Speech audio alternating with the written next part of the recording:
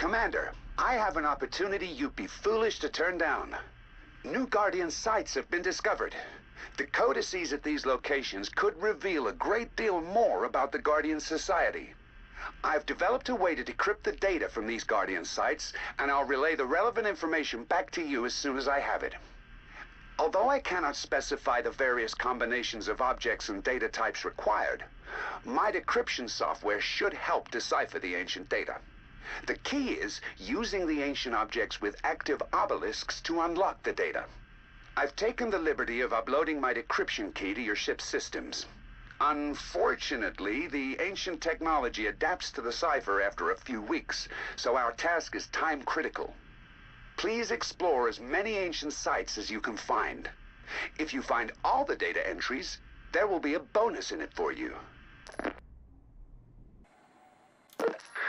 This is very revealing. The data appears to explain why the Thargoids seeded a number of planets with barnacles in what eventually became Guardian space millions of years ago. As we know, Thargoid barnacles are designed to extract resources from a planet and transform them into meta-alloys, an essential ingredient in the creation of Thargoid ships and technologies.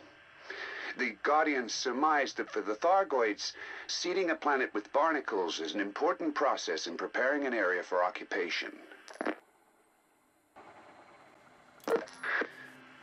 This data details the start of the conflict between the Guardians and the Thargoids. Several thousand years after they seeded planets in Guardian space with barnacles, the Thargoids returned. Of course, they discovered that the planets they had seeded were now occupied by the Guardians. The Thargoids immediately launched an assault, making no effort to communicate with the Guardians. This tallies with the Thargoids' behavior in human space.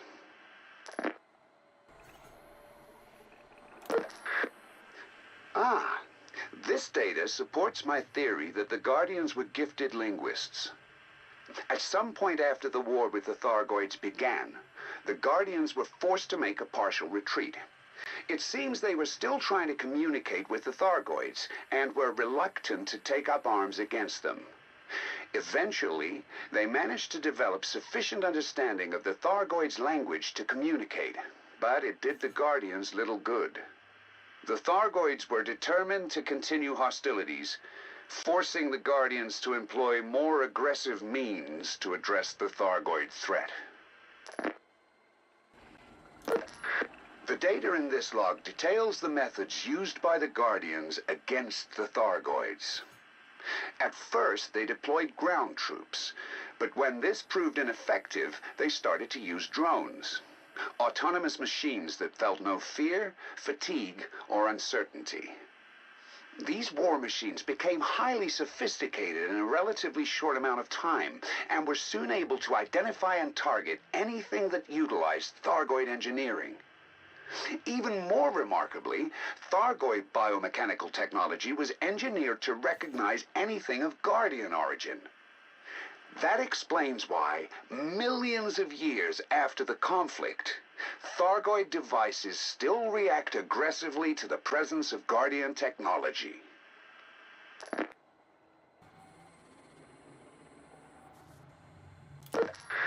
This log describes the end of the conflict between the Guardians and Thargoids. It appears the Thargoids entered Guardian space unprepared for a protracted military campaign, and after facing a relentless onslaught from the Guardians' war machines, they were forced to retreat. The log also mentions that the development of the Guardians' war machines created a schism in their society, which may have seeded the civil war that occurred later in their history. This log details the Guardians' development of artificial intelligence. It appears the Guardians experimented with artificial intelligence prior to the invention of the monolith network. But the creation of the network and the knowledge sharing it facilitated dramatically accelerated the rate of progress. Eventually, the Guardians' experiments bore fruit, resulting in the first fully sentient machines. These constructs were seen as a means to enhance the Guardians' technological mastery and were integrated into various aspects of their society. Neural implants were developed that connected the Guardians with both the constructs and the monolith network in a symbiotic circle. It is truly remarkable. This data describes the motives behind the Second Guardian Civil War, which ultimately led to their demise. The Guardians had a deep veneration of nature, and many of them saw the development of advanced technologies, such as artificial intelligence, as a perversion of the natural order. A schism emerged between the nature-worshipping traditionalists and the technologically minded progressives. A divide that widened with alarming speed. Efforts were made to diffuse the rising tension, but the traditionalists felt alienated by the rapid rate of change. Artificial intelligence and the development of the monolith network became scapegoats for all manner of social ills, and the traditionalists began to clamor for a return to simpler times. Ultimately, the ideological divergence proved insurmountable. A second civil war erupted, quickly engulfing most of the Guardian star systems. This log reveals more about the sides that fought in the Second Civil War. In its early stages, the war was fought primarily by soldiers, but within a decade, and after significant loss of life, most of the fighting was conducted remotely. The progressives fought with automated combat machines. These engines of war took various forms, from autonomous drones to vast, lumbering dreadnoughts imbued with limited artificial intelligence.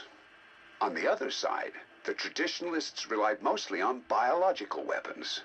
They used germ warfare alongside long-range missiles loaded with corrosive enzymes, which could target the enemy's war machines from a great distance.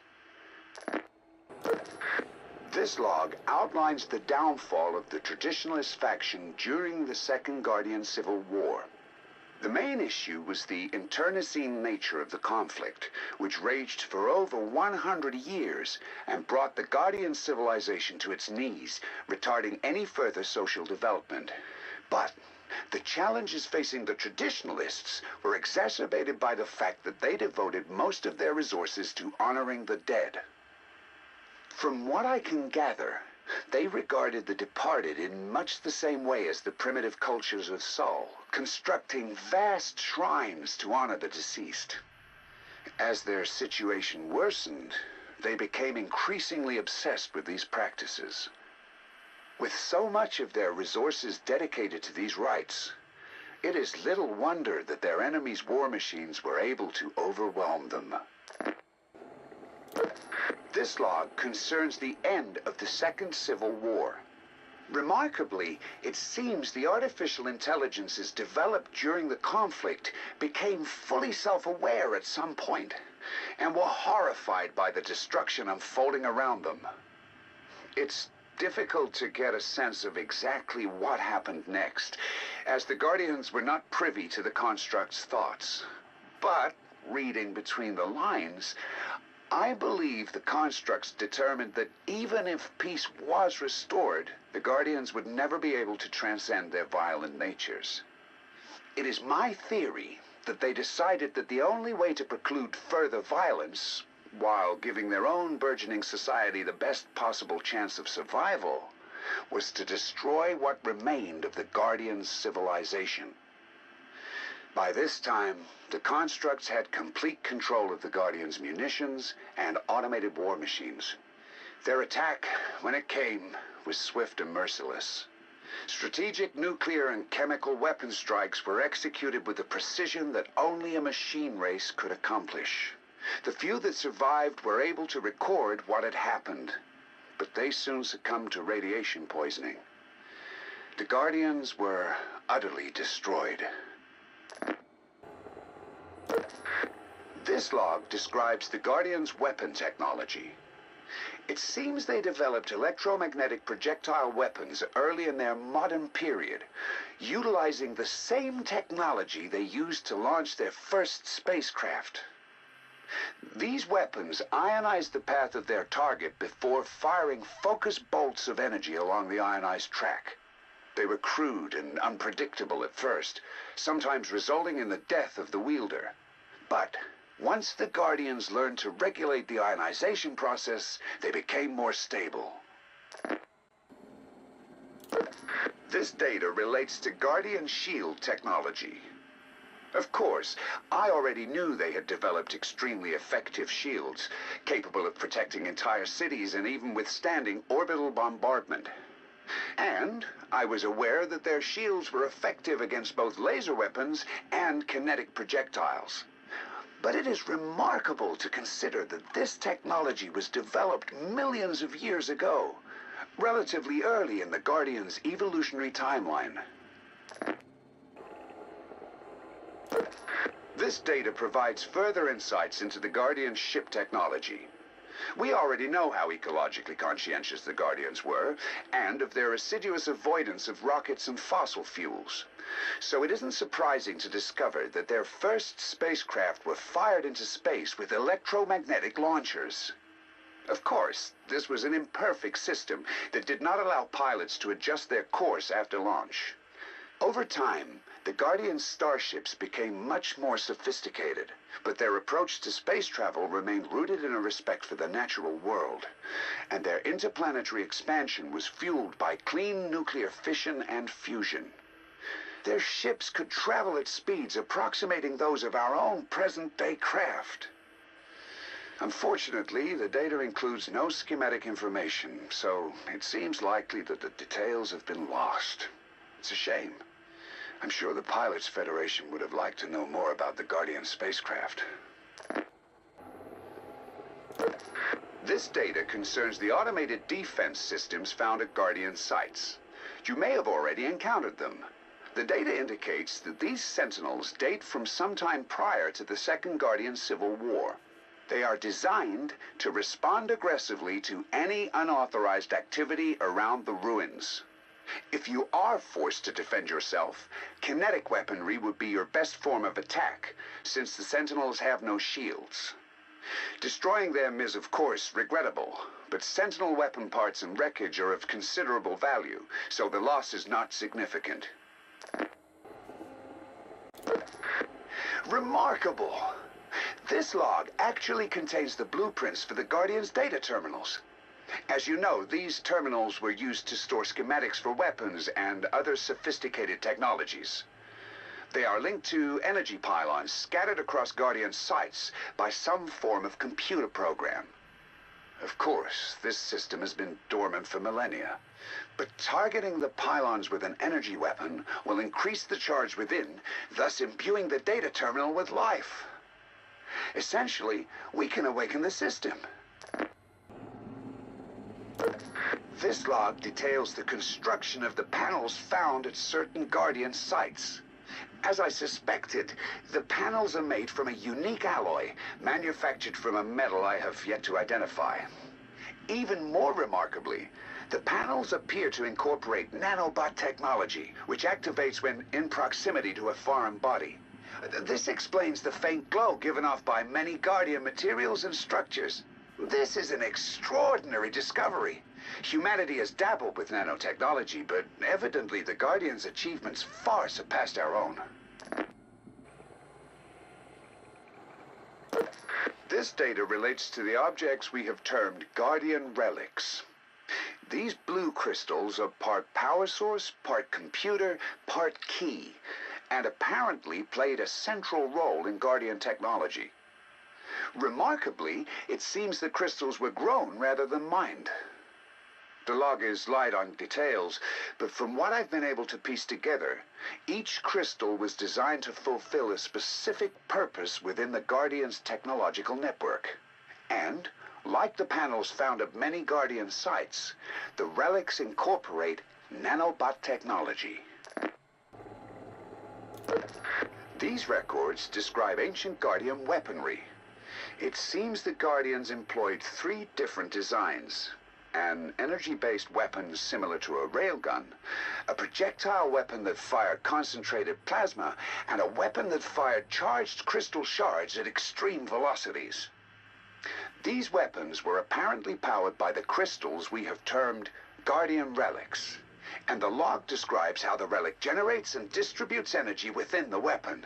This is a significant discovery, as it means it might be possible to recreate these weapons, or at least to design our own versions of them. Oh, it's extremely exciting. This log details the Guardians' faster-than-light technology. It seems their drives produced a far greater jump range than anything humanity has so far developed. Regrettably, however, the data in the log is exceptionally dense, and it could take years, if not decades, to fully understand it. What is clear is that the Guardian's hyperspace technology was very different from our own. This log elaborates on the nature of Guardian glyphs. As you know, accessing a Guardian codex requires the use of 2 corresponding Guardian artifacts, with the glyphs on the codex denoting which objects are required. But this log indicates that the Guardians' written language often incorporated pairs of characters, suggesting that this dual system was present in other aspects of their culture.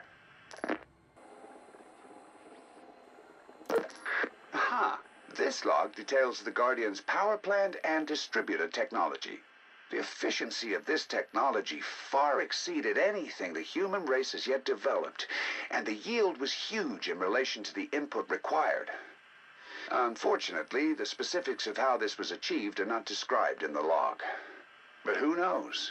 Perhaps the secrets of the Guardian's energy technology will someday be discovered. This log describes, in general terms, the materials used in Guardian hardware. It's clear that starship hulls and the Guardian's equivalent of ship modules were made of the same lightweight alloy as the panels found at many Guardian sites.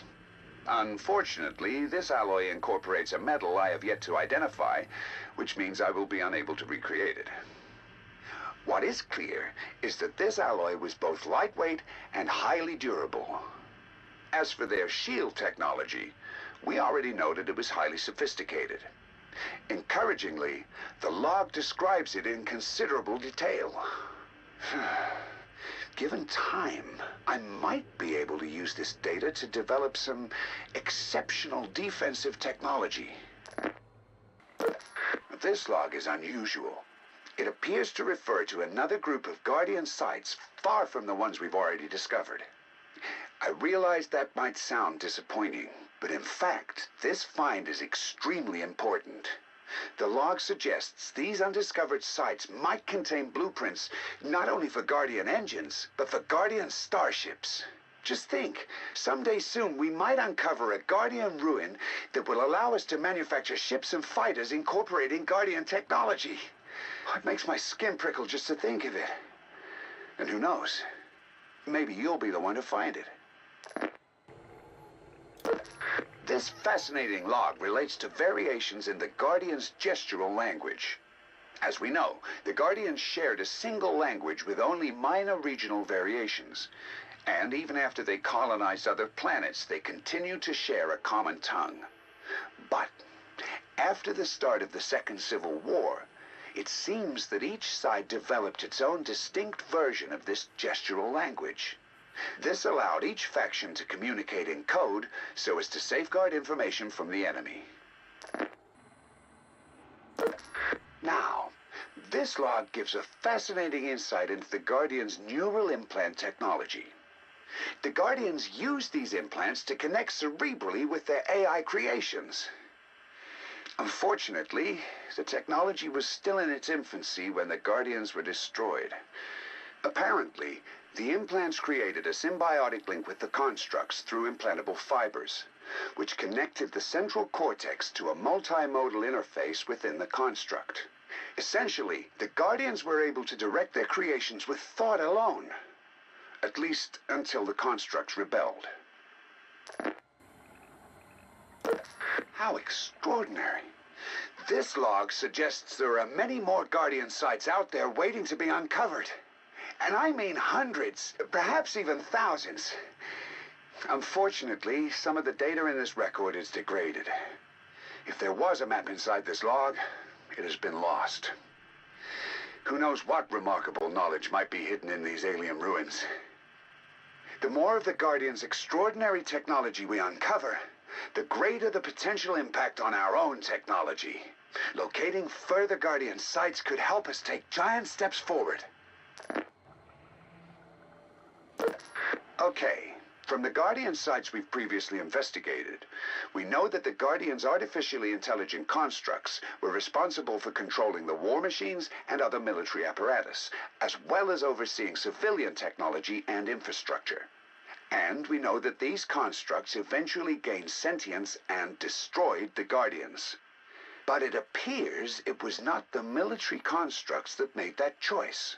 The constructs developed for civilian utility and those designed for military operation were independent of one another. And it was the non-military constructs that decided to attack the Guardians. The military constructs were opposed to this decision, but somehow the non-military constructs won out, forcing their military counterparts to comply with the attack. What a remarkable discovery. It makes me wonder what happened to these constructs and what they eventually became. Were they destroyed, or do they still exist somewhere in the vastness of space? This log details the main applications of Guardian constructs outside the military. It seems that before the Second Civil War, most menial work was performed by constructs. But despite this, the Guardians did not become idle. On the contrary, they devoted themselves to artistic and athletic pursuits. Many Guardians participated in what we would call sporting events, although it seems these events incorporated some ritualistic elements. One cannot help but wonder what would happen if humanity made more use of labor-saving technology. Would we become a more cultured people as the Guardians did? A shame. The long-standing convention against the development of artificial intelligence means we will probably never find out. Well done, Commander. You have my eternal thanks. We could not have decrypted these latest codices without your dedication to this critical mission. If I learn of more Guardian sites in the future, I won't hesitate to contact you. Until next time.